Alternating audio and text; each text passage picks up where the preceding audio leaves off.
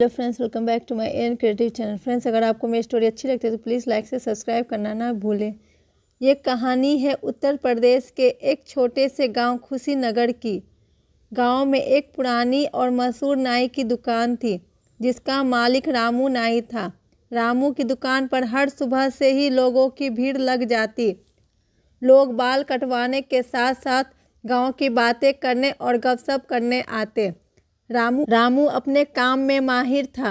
उसकी कैंची चलाने की कला इतनी अच्छी थी कि लोग कहते, रामू भाई, तुम तो शहर जाकर बड़ी दुकान खोल सकते हो। लेकिन रामू को अपना गांव और दुकान बहुत प्यार। एक दिन सुबह सुबह रामू की दुकान में एक नई ग्राहक आई। यह लड़की थी सुमन, जो पड़ोस के गांव से आई थी। सुमन के लंबे और घने बाल उसकी पहचान थे। लोग उसकी चोटी की तारीफ करते नहीं थकते। सुमन ने रामू से कहा, भैया, मेरे बाल थोड़े छोटे कर दीजिए, लेकिन चोटी को मत काटिएगा। रामू ने हंसते हुए जवाब दिया, अरे बहन जी, मेरा नाम रामू है। मेरी कैंची से कोई गलती नहीं होती। आप निश्चिंत रहिए। सुमन कुर्सी पर बैठ गई और रामू ने बाल काटना शुरू किया। रामू बातों में खो गया। कैंची चलाते चलाते वो सुमन से पूछने लगा, आप किस गांव से आई हैं और इतने लंबे बाल कैसे रखती हैं? सुमन ने हंसकर जवाब दिया, भैया, ये तो मम्मी की मेहनत है। हर हफ्ते तेल लगाना और बालों की देखभाल करना। इसी दौरान रामू का ध्यान भटक गया। उसने कैंची का एक गलत चलाया और सुमन की पूरी चोटी काट दी। चोटी कटते ही दुकान में सन्नाटा छा गया। रामू के चेहरे पर डर साफ झलक रहा था।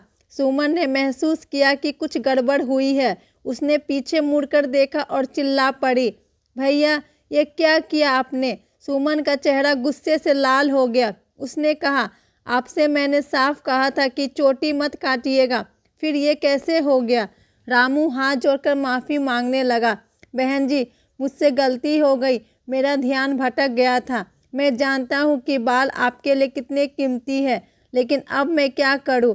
सुमन का गुस्सा कम होने का नाम ही नहीं ले रहा था। वह बोली, आपकी इस गलती से मेरी पहचान खत्म हो गई। अब मैं घर कैसे जाऊंगी? सुमन के चिल्लाने की आवाज़ दुकान के बाहर तक सुनाई दी। गांव के लोग इकट्ठा हो गए। कोई कहने लगा, रामू ने ऐसा कैसे कर दिया? तो कोई बोला, सुमन के बाल तो पूरे गांव में मशहूर थे, अब उसकी शादी कैसे होगी? रामू का सिर शर्म से झुक गया। वह सोचने लगा, मेरी एक छोटी सी गलती ने सुमन का भरोसा तोड़ दिया। अब इसका समाधान निकालना होगा। सुमन ने गुस्से में कहा, रामू भैया, अब मैं पुलिस में शिकायत करूंगी। आपको इसकी सज़ा मिलनी चाहिए। रामू डर गया। उसने सुमन से विनती की, बहन जी, मुझे एक मौका दीजिए। मैं अपनी गलती सुधारने की कोशिश करूंगा। प्लीज़ पुलिस तक मत जाइए। सुमन ने थोड़ी देर सोचा और कहा, ठीक है, लेकिन आपको मेरी समस्या का समाधान करना होगा, वरना मैं चुप नहीं बैठूंगी। रामू ने घर जाकर अपनी पत्नी से सलाह ली। उसकी पत्नी बोली, अगर तुमने गलती की है तो उसकी भरपाई भी तुम्हें ही करनी होगी। सुमन के लिए कुछ ऐसा करो जिससे उसकी पहचान और भी खास बन जाए। रामू ने रात भर सोच विचार किया। अगले दिन उसने सुमन को अपने दुकान पर बुलाया। उसने कहा, सुमन बहन, मैंने एक हेयर स्टाइलिस्ट से बात की है। वह आपके बालों को नया लुक देगा और मैं इसके सारे खर्च उठाऊंगा। सुमन को पहले तो यकीन नहीं हुआ, लेकिन रामू की ईमानदारी देखकर उसने उसे एक मौका दिया।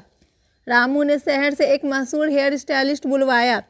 स्टाइलिस्ट ने सुमन के बालों को एक नया रूप दिया।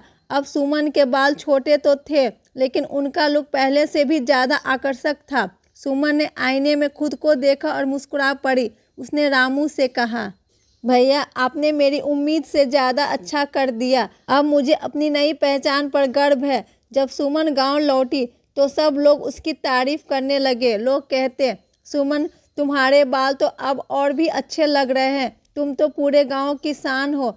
सुमन ने महसूस किया कि कभी कभी हमारी पहचान केवल बाहरी नहीं होती, बल्कि हमारे अंदर की ताकत ही हमारी असली पहचान है।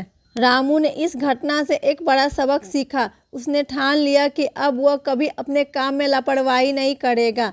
उसने अपनी दुकान के बाहर एक बोर्ड लगाया जिस पर लिखा था, आपका विश्वास ही मेरी पहचान है।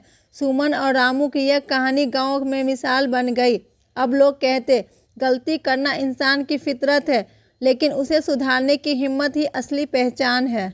कहानी की सीख, जीवन में गलतियां होती है, लेकिन अगर हम उन्हें सुधारने की कोशिश करें तो वही गलतियां हमारे लिए सबक बन जाती है।